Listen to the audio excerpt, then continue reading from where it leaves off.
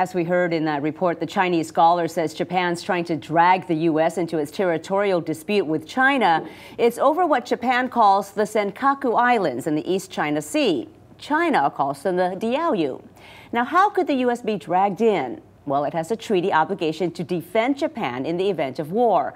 The U.S. is in a similar position if the Philippines and China started shooting at each other over the reefs and shoals both countries claim in the South China Sea. China's territorial claims to big areas of the seas and what they tell us about China's growing ambitions are an important part of Geoff Dyer's book, The Contest of the Century.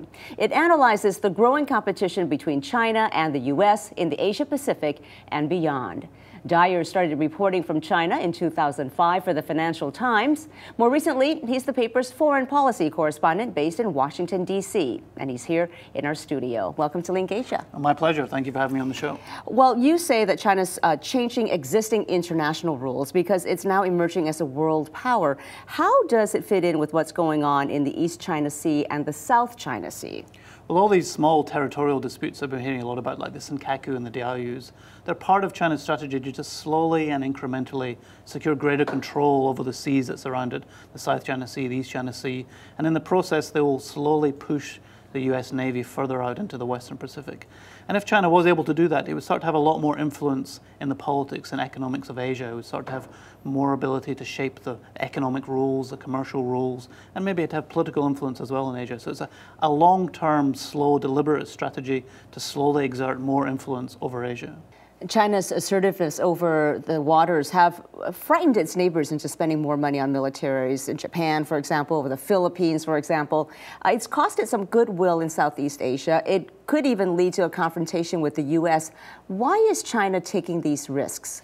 I think the important thing to remember is China is not looking to start a conflict with any of these countries. Not with Japan, not with the Philippines, not with Vietnam.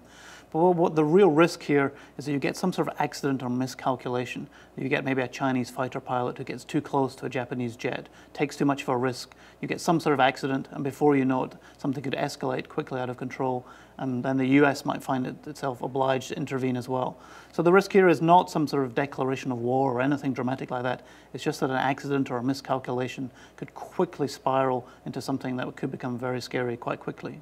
And you've lived in China as a correspondent for about 5-6 years? For 6 years I was based there, yes. Okay. And do you get the sense that China's assertiveness and its push into the Pacific is something that ordinary Chinese citizens care about? Some of this is coming from pressure from below. Really, since the Tiananmen Square massacre, you had a deliberate strategy by the Communist Party to really promote a kind of nationalism, really to boost their own legitimacy. They've sort of, presented themselves as the people who are defending tough Chinese interests against its neighbors. Very much anti-Japanese kind of nationalism, also very skeptical about the US. But this is coming back to slightly cause problems for the party because they're getting a lot of pressure from below to take a tough line, especially with Japan. And that's not necessarily saying that the leadership is doing this because of the nationalism, but certainly it makes it very hard for them to be seen to back down in any way or seem to make any kind of compromises with Japan because of this popular sentiment that they themselves have helped create. A very delicate situation. Geoff Dyer, thank you so much. Thank you very much.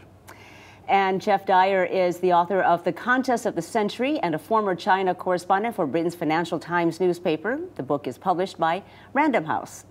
We talked a little bit about the South China Sea and the argument between the Philippines and China over ownership of some reefs and shoals in the sea.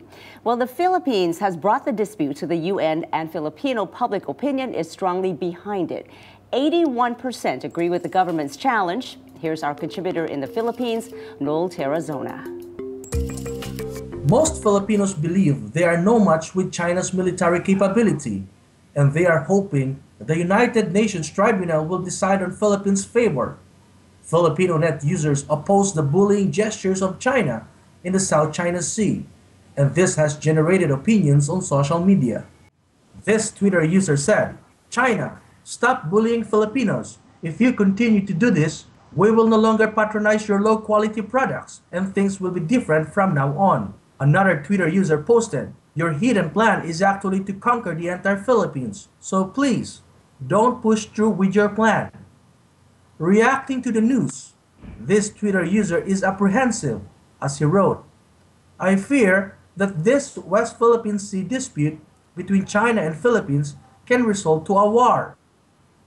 But this net user has a different comment. He is challenging the Philippine government. As he wrote, "I'm just wondering why the social weather stations is not running a survey on the people's view of our Sabah claim. Our claim on Sabah has more legal and historical basis than the West Philippine Sea."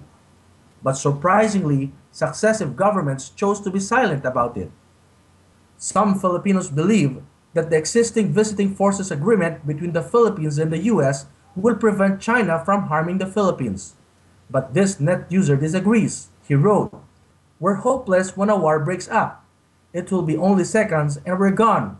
We can't rely on the US for protection, because there wouldn't be any if it is not in the US interest." Washington has appealed to Manila and Beijing to respect the United Nations Tribunal's ruling, but China has ignored the tribunal, so far refusing to take part in any proceedings. I'm Noel Tarrazona in Zamboanga City for LinkAsia.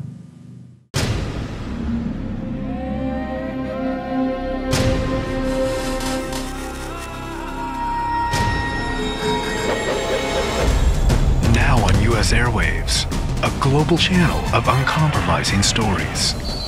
World news, documentaries, entertainment, and culture. Link TV, connecting you to the world. For more information, visit linktv.org.